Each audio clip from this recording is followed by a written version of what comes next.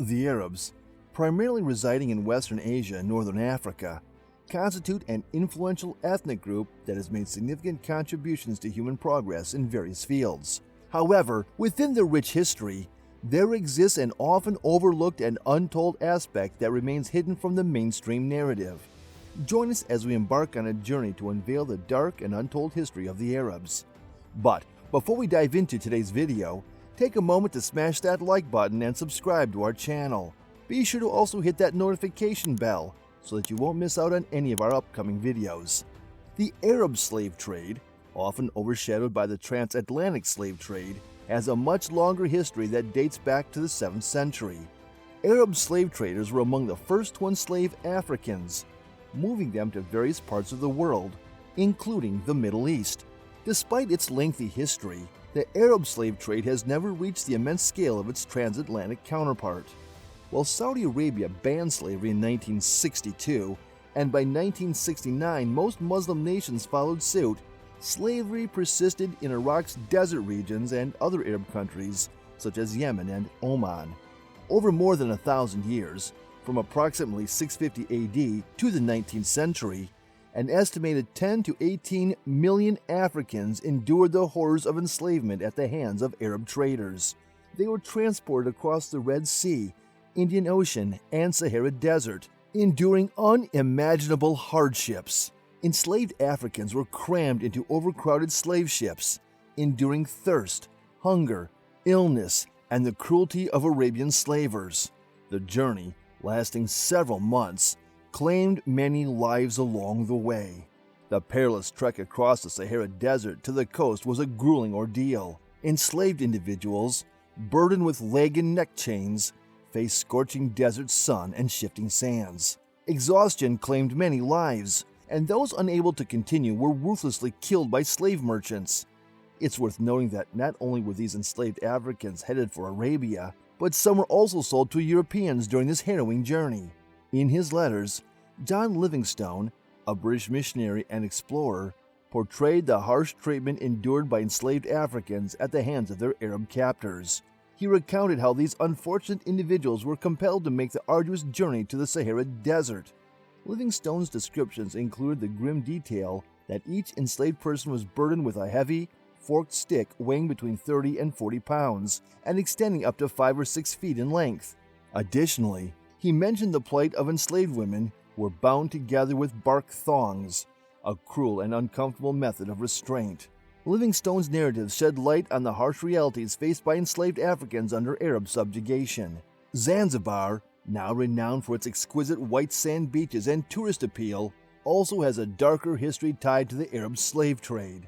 Amidst the bustling markets of Zanzibar, a wide array of goods, including valuable resources like ivory and textiles, were available for purchase.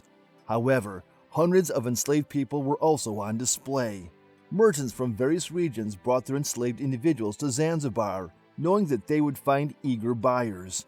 In a letter written in 1870, David Livingstone estimated that as many as 50,000 slaves were being sold by Arab slavers in the Zanzibar market annually.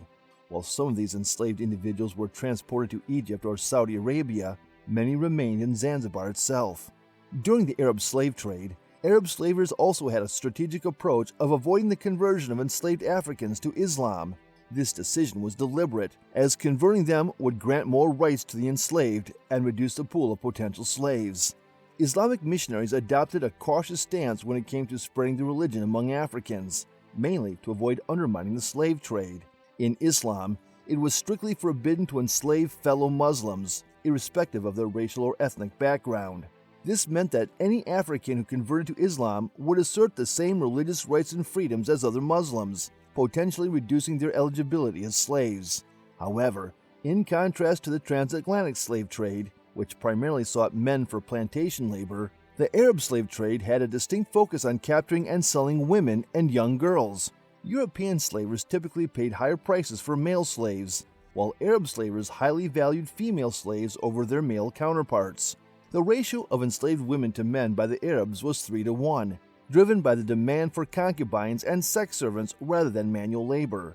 Enslaved girls were also seen as symbols of wealth and power for the Arabs of that era. Arab slaveholders had the right to have sexual relations with their female slaves, leading to the creation of harems filled with African women who bore many children for their masters. Unlike European slave traders who classified children born to female slaves as slaves, Islamic legal tradition recognizes these children as free individuals. This distinction was rooted in the belief that the child's Islamic heritage, inherited from their father, held precedence over their mother's enslaved status. Female slaves who bore children for their masters often gained freedom after the master's passing.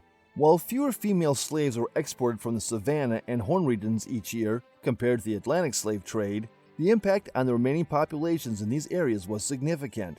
Arabs exporting more female slaves than male slaves led to a densely male-populated African population with fewer women for reproduction.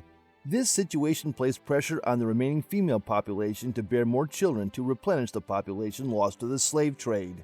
Africa's population, estimated at around 50 million in 1600, had dropped to 20% by 1800 and further decreased to just over 10% by 1900 after the end of the slave trade in Britain and America. This loss had a negative impact on Africa's agricultural productivity and economic growth. Despite the significant number of enslaved women taken to the Middle East and Asia, something that cannot be ignored is the absence of large communities of people of African descent in these regions today. This raises questions about what happened to the descendants of these enslaved women. The absence of such communities suggests that the offspring of enslaved women and their Arab masters often inherited their father's ethnicity. Another reason is that African male slaves were frequently castrated by their masters. Castration served the dual purpose of preventing the birth of children and creating eunuchs to guard the harems. This brutal procedure, with a high mortality rate, claimed many young lives. The survivors of castration sometimes succumbed to suicide due to the profound shame and humiliation of losing their manhood. The high prices commanded by eunuchs in the market made castration a profitable practice for slave owners. Male slaves underwent castration not only for guarding harems, but also to serve as eunuchs in domestic roles or on plantations. Furthermore, even when Europe and the United States abolished slavery in the 18th and 19th centuries, some Arab countries continued the practice well into the 20th century. Regrettably, modern-day slavery persists as hundreds of thousands of Africans endure forced labor, dehumanizing conditions, and sexual exploitation in Arab countries. The continued prevalence of modern-day slavery highlights the deep-rooted nature of this issue in our society. However, there is hope that through public awareness and media campaigns, this practice can be eliminated for good. Don't forget to like this video and subscribe to our channel if you have yet to do so. Be sure to also hit that notification bell so that you won't miss out on our upcoming videos. We'll see you in the next video.